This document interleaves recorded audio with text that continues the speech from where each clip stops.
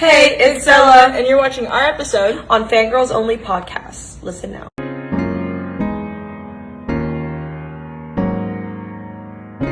So, hello everyone. Welcome to this week's episode of Fangirls Only. I'm your host, Vanessa Fermo, and today I am here with Zella. So, welcome to the podcast, guys.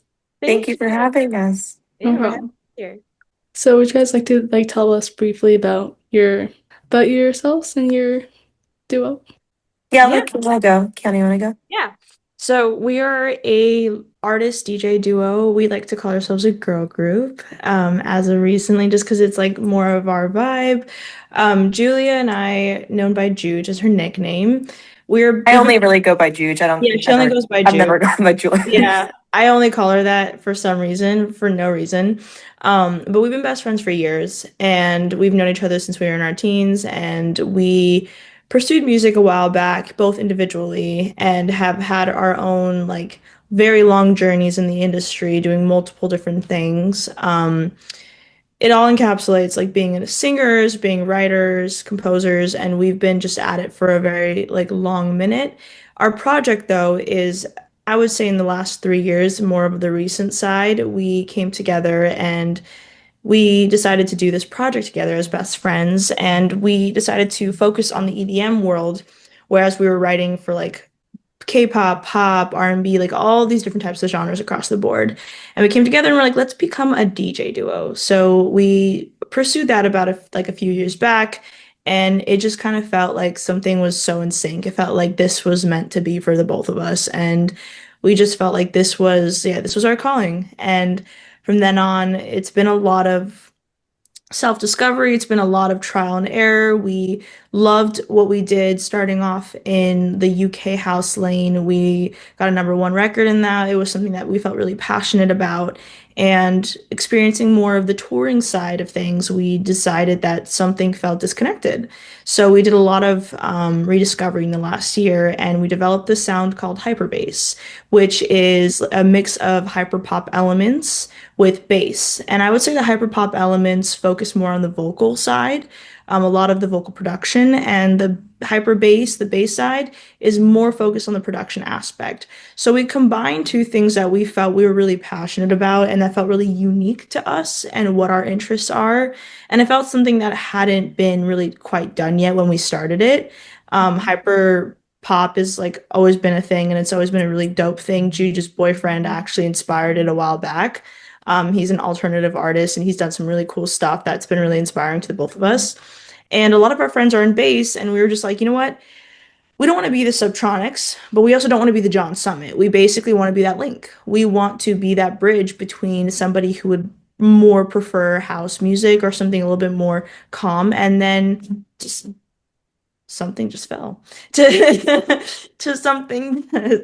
It's like a bridge between that and then something a little bit more heavier.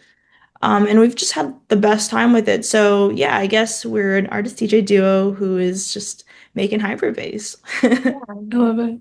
Yeah. And just to go off of what you said, yeah, our project right now, as of literally, it'll be in March or April, will be 2.5 years old because we released our first song in September. So it'll be 3 in September, and it's really cool just to see how organic everything has flowed. Having been in the music industry this long, 2.5 years feels like a short time in some ways, but I feel like we've been able to do things that 10 years of us doing other things in the music industry wasn't possible. Some things that stand out that was really exciting for me was playing Brooklyn Mirage, all the different places that we've got to visit and the people we've got to meet, and I guess just the self-discovery sonically and personally along the way. I definitely agree. Amazing. So honestly, I'm not like an EDM person much myself, but like I can definitely see like a big future for y'all's careers, like and especially in this industry since it's like very male dominated. But like you guys are like telling all the girls they can do anything they want, anything they put their mind to and everything. It's so inspiring and everything.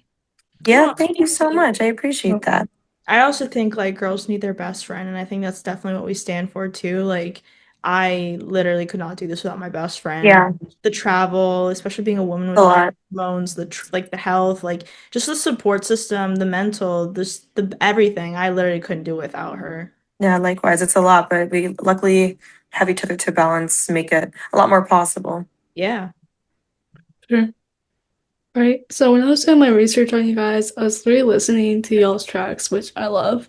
I'm adding literally Supernova to my playlist right now. Oh my God, Um, yeah. yes. And speaking of that song, it hit top 15 of US dance radio, which is insane. Thank you. So, can you guys walk us through how you made that track? Yeah. So we just found out actually, Kiana and I, funny enough, we were hoping because with Why Should I a few years ago, that's the number one that Kiana was talking about. We had number one in US Dance Radio. We actually found out this month, like a year and a half ago at Miami Music Week, that Why Should I went number one, which is extremely exciting. So we had a number one US Dance and a number two on Billboard. But we just found out that Supernova last week went number 8 on Billboard, and although I think it's reached its peak, and this week it kind of went the opposite way, we were super excited because as of right now, we're not really making dance radio music as much anymore. The hyper bass stuff wouldn't really fit on the BPMs in a few of the stations we've been playing on. So I think we're gonna get a plaque, even though it's just number 8 to us, it was top 10, and it's a big moment to kind of memorialize the end of our dance radio era for now. But that track was made it started off as an idea of just a top line that I had written on the piano in my apartment, which honestly, that's how a lot of the songs start. I just like to sing and play on piano, and then I'll kind of take it into the studio and show the idea. I feel like a good song's a good song without the production. And if it can be sung and sound good on a piano, that's typically, especially for dance music, a great way to start. And for us too, I think we care more about the narrative and lyrics than some other people in dance because we come from writing backgrounds. I love country music, and the base of country music is a good story. So Supernova started here in my apartment on the piano in my room. Then we went to the studio with our really good friend Alec. I showed the idea. Kiana and Alec really liked it, and then we just tuned it up. And we, I'm just trying to remember. We were eating We spent a pizza. lot of time writing it. That's something that I remember Well, too. we rewrote a lot of it. So so we just like fine tuned a lot of the parts, and then we went right to recording. It just was like a really natural process. Actually, wait, funny enough, wait, I'm going back. Supernova was not the first song we wrote that day. No, we wrote we had something a, else and pivoted. we had another session, and it like wasn't the best. Like the song never came out, so it's not like I'm calling anything out. But then I was like, oh wait, I had this idea I remember that I wrote. And so like after that session ended, I was like, Alec, because I just like didn't want to leave the day with having wrote something we weren't excited about. I was like, can we just try something else? And our friend Alec was super down. So I showed the idea on the piano, and they were like, yeah. We fine-tuned it. We got in the booth, and like I said, we were having like pizza because we're just like really good friends with everyone we wrote Supernova with. And the idea came to life, and it started off, like I said, a little more stripped down because Alec is not an electronic producer. And then one of our really good friends, Tiara, who we co-produce a lot of stuff with, we were like, okay, he would add the perfect flavor to bring in elements that Kiana, I, and Alec were missing. And then we revisited it with Tiara a different day, and it all came to life and happened super organically and natural. And I think what we liked the most about that song is right now it's not something that I would say fits hyper bass and our new genre of music super well, but it's the perfect connection to what the old was and what the new was. And it felt like a really good segue into saying goodbye to a part of our big chapter of our beginning, and then also introducing elements like the bass line. The inspiration for the bass line for that song actually came from that new Chainsmokers song. White Wine and Adderall. And there's like parts of that song that it doesn't feel super hyper bass, but it was really inspiring to be able to connect somehow like the Chainsmokers did to like their pop background with also some bass elements that still feel organic and natural and also authentic to us. It's also fun that we made it with our close friends. I think Yeah. that was something like we've known Alec for years. When we were writers, before we were even a DJ duo, we would work with him. So like it was just a really full circle moment to be able to work with him on Also, I this. just realized the song that we wrote that day, Kiana, was actually kind of good. I might want to put that on the folder. Like, I don't know. That's good. I just realized like it's like kind of a waste. Like that song was so good. Why did we forget about that one? Dude, Sorry. well, that's I mean, it wasn't bad, but it wasn't as good as songs we Supernova. forget about. I'm gonna write that down. So you just reminded us of something. Thank you. You never know. All right, so you guys have done lots and lots of shows throughout your career. So has there been any like funny moments or like any funny fan interactions? Well, There's yes, been majority funny moments, I there's feel like been in a our entire lot. career.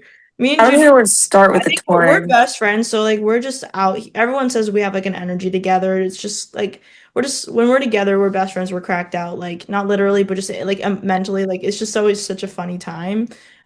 Oh, I my feel like shoe oh fell my off at God, the LA show. I know Sorry. one that I The can't like. shoe broke Oh yeah, oh my Oh, God. this Okay, so one summer. of our the Dimmock Day in the park, like we did that day festival in LA. Her heel on her boot broke off. So like literally. I played the rest of the shoe in the show in socks, and then I showed Kiana, and she took off her shoes and And then I played. took off my shoes and I was like, we're playing in socks today. And like there's a picture of us with the crowd going like this and we're both wearing like socks. Yeah, Like that's the just vibe that I socks. feel.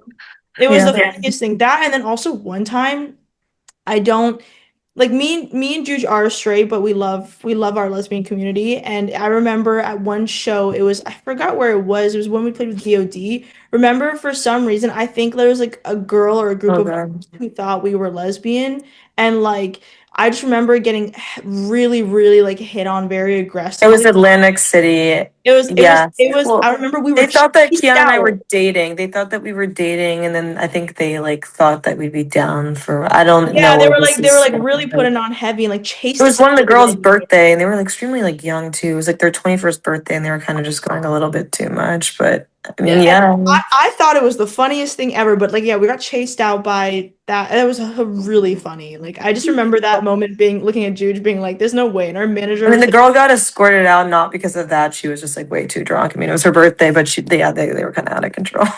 it was really funny. I remember our manager's there, like, doesn't even know what to do. It was really funny.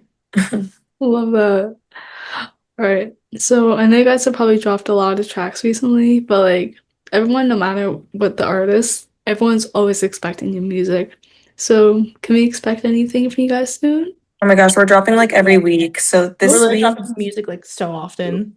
yeah, this week I'm just like break it down to you week by week because that was kind of like our goal, and also just something we really wanted to do this year was just give a ton of music because we make so much music, and I think we were a little bit too I don't know what the word is. We were Precious. precious with it, and now like we're still precious. It's not a quantity over quality. We always want to be delivering our best, but we've worked so hard in the studio this year that we have a long catalog of stuff that we want to see the light of day quickly. So, and we also have been collaborating with a lot of friends and people who inspire us that we're excited to be doing a lot of collaborations. Last week was Table, which was one of our originals.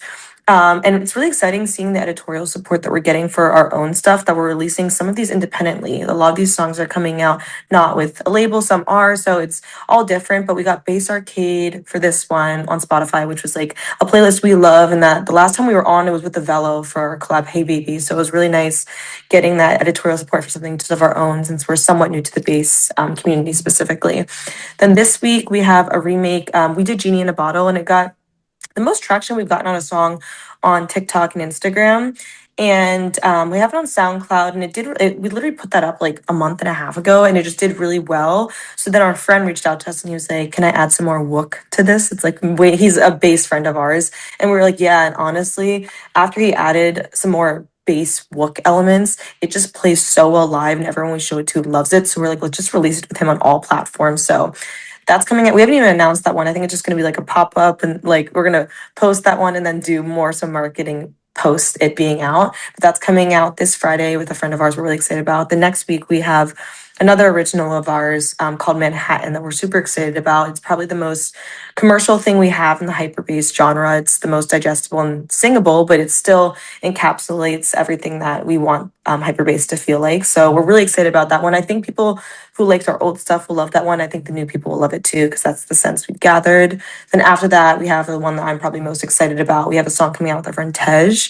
His production's ungodly, and So it's honestly the most hyper bass thing that we have coming out of this hyper bass project. We worked really hard on that one, and he just killed the production on that, and we're really excited about that one because I feel like it's like Porter Robinson vibes, but has the grit that we were looking. We worked hard to. We kept saying like, "Oh, it needs more grit to him," and we were just like going back and forth with him. And then his final version, his question was like, "Is this enough grit for you?" And I think we landed on a spot that it definitely is. So yeah, that's the next few weeks, and then you can be expecting a lot more music throughout the year. You guys yeah, are busy for the next few weeks. Oh my gosh. Oh yeah, I just realized we Next have like, no month. content. Done. All right. So that was all the questions. Well, thank you so much. It was so nice to meet It was you. so good to meet Well, you. Also, well, sorry my dog's been barking. Mine I is didn't hear too. anything. Yeah. I kept trying to mute it when he barked because I felt bad. Mine is too. Don't worry. Well, hope Anyway, hope you guys have a great rest of your day. I cannot thanks. speak English. Thank you It so was great much. It was meeting so you. nice to meet you. Bye, guys. Bye.